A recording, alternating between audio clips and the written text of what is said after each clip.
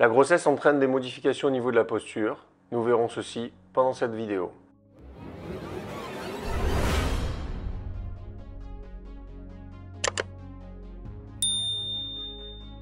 Bonjour, c'est Rémi de la chaîne Praxis Santé.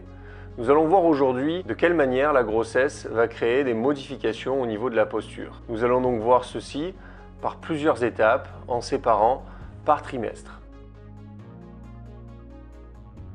Premier trimestre. La première modification que le corps va avoir au niveau postural se situe au niveau des dorsales et de la zone thoracique. En effet, il va y avoir une augmentation de ce que l'on appelle la syphose, une augmentation de la courbure. Associé à cette syphose, il va y avoir un enroulement au niveau des épaules par l'augmentation du volume mammaire. En effet, les seins s'accrochent au niveau du muscle pectoral sur la zone thoracique. L'augmentation de volume va créer des tractions au niveau des ligaments suspenseurs du sein qui va créer un enroulement des épaules. Et au niveau de la cage thoracique, il va y avoir une ouverture, surtout sur la partie basse, au niveau diaphragmatique, une ouverture de la cage thoracique. Cette modification est physiologique et permet de changer légèrement la prise d'air qui permettra de mieux apporter d'oxygène au fœtus. Ensuite, au deuxième trimestre, la modification va plutôt se situer là, au niveau de la zone lombaire. Même si pour certaines personnes, ça peut commencer plus tôt, en général, c'est sur cette période-là que les plus grandes modifications se situent. Le ventre va augmenter de volume et cela va augmenter des tractions au niveau de toutes les attaches qu'il peut y avoir au niveau du bas du dos, entraînant une augmentation de la lordose et donc de cette hypercambrure. Parallèlement à ça, les abdominaux vont relâcher de plus en plus, s'écarter sur la partie externe, plus précisément pour les abdominaux appelés les grands droits. Cette place permet bien évidemment à l'utérus de mieux se développer, que ce soit sur la partie haute et surtout sur la partie antérieure.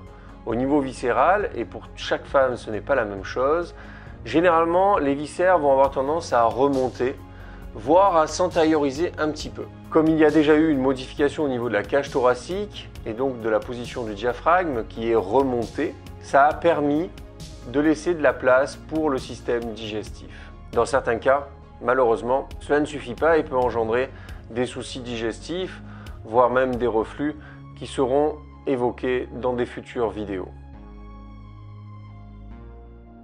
Ensuite, il y a le dernier trimestre. Le dernier trimestre va englober ces deux paramètres-là. Ça va être relativement stable ou un petit peu amplifié par bien évidemment à la fois la prise de poids, mais aussi par rapport à une fatigue musculaire. En effet, la principale fatigue que l'on va rencontrer va se situer au niveau du périnée, qui va nous permettre de gérer l'équilibre, car il se situe entre ce que l'on appelle les chaînes dites antérieures, qui vont correspondre à l'avant du corps, et les chaînes postérieures, qui vont correspondre à l'arrière du corps. Ayant été sursollicité durant toute cette période par la prise de poids essentiellement, mais l'augmentation du volume de l'utérus, cela va engendrer un décalage au niveau de ce système, créant un enroulement au niveau du bassin. Plus précisément, le bassin va avoir tendance à augmenter cette bascule antérieure qui aura déjà été initiée par l'hypercambrure lombaire durant le second trimestre. Parallèlement à ça, le muscle périnée va s'étirer sur sa partie antérieure, créant des fuites urinaires à l'effort, comme aussi des douleurs type pubalgie que l'on verra aussi dans d'autres vidéos.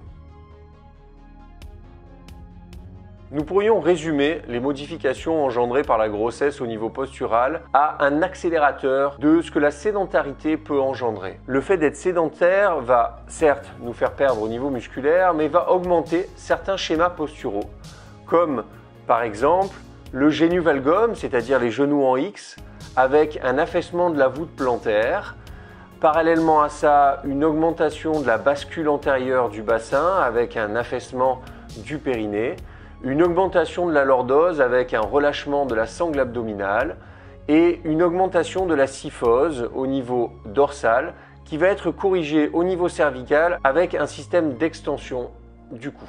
Il est donc important, après la grossesse, de faire un travail musculaire plus global que simplement la rééducation périnéale.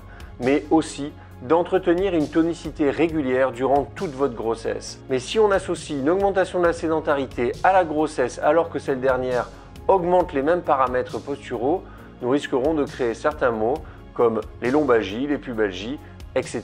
Merci pour votre écoute, n'hésitez pas à vous abonner, à laisser des commentaires si vous le souhaitez et je vous dis à bientôt.